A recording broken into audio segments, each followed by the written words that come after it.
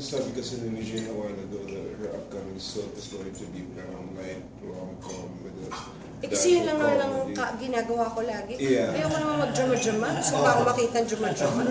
Pero kasi, I mean, is GMA leveraging the seeming interest of the audience towards, I mean, more adult romances like yung success ng ginawa ni, sino nga ba yun? Si Ian and that movie? Ian Veneracion and Joey. Santa Maria.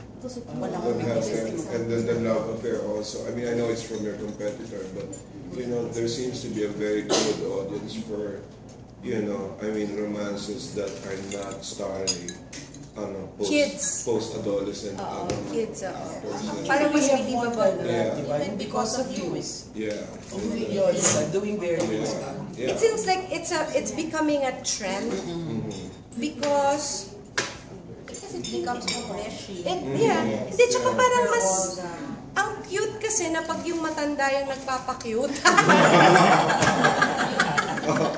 Kasi pag kayong mga bata, parang, expected eh. Pero pag kayong mga 40-something yung nagpapakita, parang, di naman. So it becomes more, actually, cute talaga nga. Kasi iba yung pagpapakute na namin eh. Siyempre, we're trying to be more discreet, no? Hindi na yung masyadong obvious. So, mas nakakakilig actually. And it's becoming a trend, no? Yeah, Seems I actually see it. No, but that's why it's so interesting to find out who your leading man is. Younger or? Hindi naman younger. Baka si malap tayo mas matanda pa.